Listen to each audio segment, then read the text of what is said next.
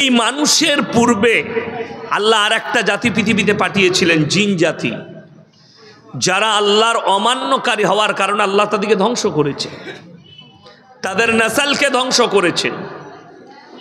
ইবলিস মারদুদ যে আছে সে কিন্তু কি জিন্নাতের বাচ্চা ছিল, সে কোনো ফারিস্তা ছিল না। আমাদের দেশের লোক ফারিস্তা মনে করে, এইটাই হচ্ছে সব থেকে বড় রং। সাধারণ মানুষ মনে করে আজাজিল তো একটা ফেরেশতা। ফেরেশতা এবং জিনদের মধ্যে পার্থক্য আছে। ইনসান আর জিন্নাতের মধ্যে, ফেরেশতাদের মধ্যে পার্থক্য আছে। ফেরেশতাদিকে আল্লাহ তৈরি করেছেন নূর দিয়ে। কি দিয়ে বললাম? নূর দিয়ে। জিন জাতিকে আল্লাহ সৃষ্টি করেছেন আগুন দিয়ে, আর ইনসানকে আল্লাহ তৈরি করেছেন মাটি দিয়ে। জোরে বলুন না সুবহানাল্লাহ। এরপর চলুন দুটো জিনিস বুঝাবো আজকে আমি। প্রথমেই যে আল্লাহ মর্যাদা কাকে দিলেন, তিনটে জিনিস, ফেরেশতা নূর দিয়ে, আগুন দিয়ে, কে? জিন। ইনসান কি দিয়ে বললাম? কাদামাটি দিয়ে। আল্লাহ মর্যাদা কাকে দিলেন? কোরআনে আছে ওয়াইজ ক্বালা রাব্বুকা লিল মালাইকাতি ইসজুদু লিআদম ফাসাজাদু ইল্লা ইবলিস। ফেরেশতাদিকে অর্ডার করলেন তোমরা মাটির তৈরি আমার আদমকে সিজদা করো। জোরে বলুন না সুবহানাল্লাহ। আচ্ছা, এখানে নূরের মর্যাদা বেশি আল্লাহ দিলেন না মাটির? কথা বলে না। মাটির মর্যাদাও উঠে গেল। আল্লাহ মাটিকে মর্যাদার ইজ্জত দিলেন যে হে আমার ফেরেশতা মণ্ডলী সিজদা করো। সিজদায় পড়েছে ফেরেশতারা, ইল্লা ইবলিস। কোরআনে এই শব্দ ব্যবহার হয়েছে, একমাত্র ইবলিস ব্যতীত সবাই সিজদা করেছে। ইবলিস কি যুক্তি দেখালো আল্লাহর কাছে? আমি হচ্ছে আগুনের তৈরি, আমাকে অর্ডার দিলে আমি ওপর দিকে যাবার ক্ষমতা রাখি, কিন্তু মাটি ওপর দিকে ছুড়লে নিচের দিকে চলে আসে, ওপর দিকে যাবার ক্ষমতা নাই। কথাটা বুঝতে পেরেছেন না পারেন? আমি যখন স্কুলে পড়ি, আমার একজন মাস্টার মহাশয় ছিলেন রবিবাবু। তিনি ভূগোল নিতেন 5 ক্লাসে। তো তিনি একদিন স্কুলে বুঝাচ্ছেন, তো আমি আমার আব্বার মাদ্রাসাতেও পড়তাম আর স্কুলেও যেতাম। তো কি বুঝাচ্ছেন? পৃথিবীটা বললে এটা গোল পাড়া পৃথিবী, এর চারিদিকে মানুষ বাস করে। আমি আমার মাস্টারকে বললাম, স্যার তলা দিকে যারা থাকে তারা নিচেই পড়ে যায় না? তো সে বললে তাহলে তোকে বুঝাতে হয়। আমি বললাম বুঝান। একটা পিঁপড়ে নিয়ে এসে ছেড়ে দিল কি ওপরে, ওই ফুটবলটার উপরে। বললে একটা পিঁপড়ে ধরে নিয়ে ছেড়ে দিল। আচ্ছা, পিঁপড়ে চারিদিকে ঘুরতে লাগলো। বলে দেখ পিঁপড়েটা কিভাবে চলছে, কিভাবে চারিদিকে ঘুরছে, মানুষ ওইভাবে ঘুরছে। আমি বললাম স্যার আপনি দেয়ালে চেপে দেখান। বলে তুই পাগল নাকি, দেয়ালে কি করে চাপবো? আমরা পিঁপড়ে চাপতে পারে, আপনি পারবেন না?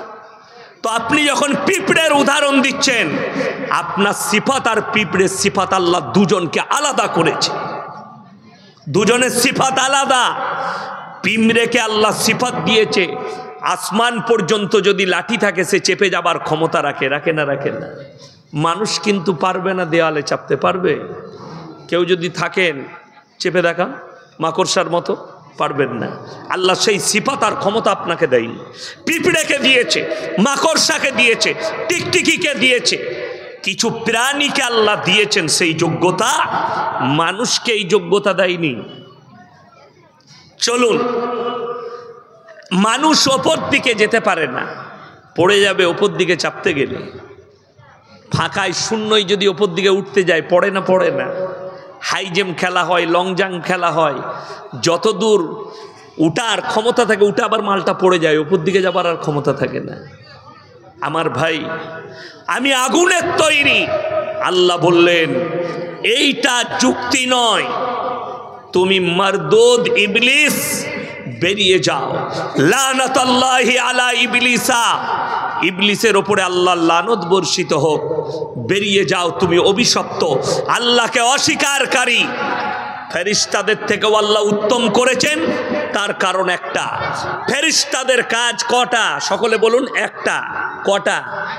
একটা। মনে রাখবেন কি? শুধুমাত্র আল্লাহর হুকুম পালন করা। না তাদের বিবি বাল বাচ্চা আছে, না তাদের সংসার আছে, না তাদের পরিবার আছে, না খাওয়া দাওয়া আছে। সকাল হলে আমাদের চায়ে খাবারের প্রয়োজন পড়ে, দুপুর হলে খাবারের প্রয়োজন পড়ে, সন্ধ্যা হলে খাবারের প্রয়োজন পড়ে, ফজরের পরে আমাদেরকে খাবার সঞ্চয় করতে হয় পানিতে। বিসমিল্লাহ। আমাদেরকে খাবার সঞ্চয় করতে হয়।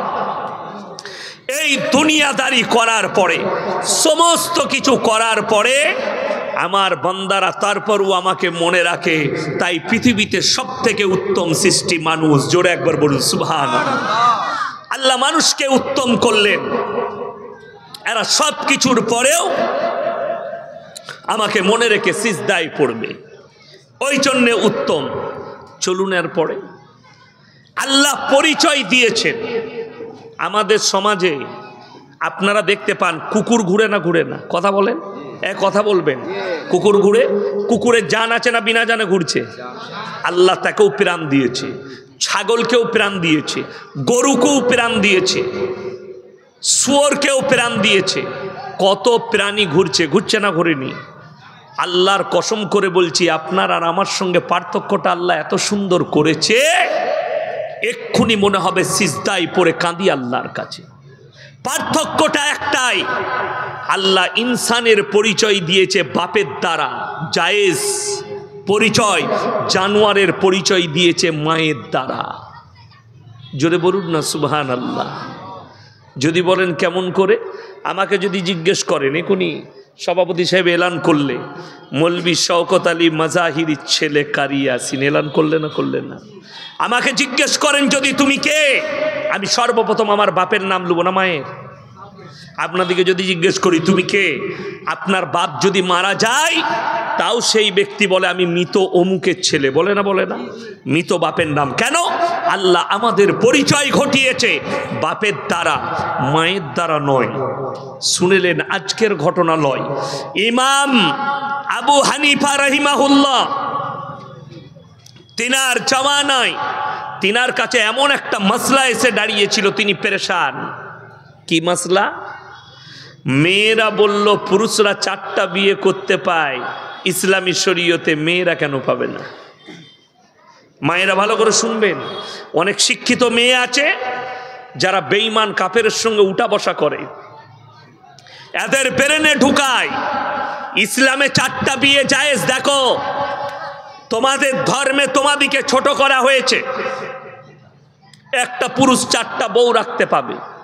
আচ্ছা আপনি বলুন তো, স্টেজে যতগুলো আমার বয়সে বড়, আমার সমবয়স্ক, আমারও বিয়ে হয়েছে, আমার 2টো মেয়ে আছে, জিজ্ঞেস করুন তো আপনার কটা বউ? একটাই। আপনাদের কার 4টা বউ আছে? হাত তুলেন তো। সালা একটা নিয়ে ঝামেলার শেষ নাই, তাই না? আর লোকে বলছে 4টা বউ। লোকে বলতে কে? আসামের মুখ্যমন্ত্রী হিমন্ত বিশ্ব শর্মাজি, তিনি বলছেন মুসলমান 4 बीवियां रखते हैं। अरे भाई हम तो एक से परेशान हैं। सोबो होता है भाई, ये लेके आओ ना, ये फुलाने लेके आओ ना, ये नहीं है ना, ये नहीं है ना, तेल नहीं है ना, ये नहीं है, हम तो परेशान हैं एक बीवी से। ইসলামে 4টা বউ কেন বললেন? আল্লাহর কসম করে বলে যাচ্ছি, এই হাফিজে কোরআনরা এত বড় আল্লাহর নিয়ামত, এদের সিনেতে 30 পারা কোরআন গাঁথা আছে, কোরআন রাখা আছে। এই কোরআনের ভেতরে আল্লাহ পৃথিবীর গোটা বায়োডাটা ভরে দিয়েছেন। জোরে বলুন সুবহানাল্লাহ। আপনাকে খালি সূত্রটা বার করে নিতে হবে খুঁজে, আলেম উলামাদের সংস্পর্শে এসে, উলামাদের পাশে বসে আপনাকে খালি সূত্র বার করতে হবে। শুনেলেন আমার যুবকরা, যুবতীরা, শিক্ষিত যুবকরা যারা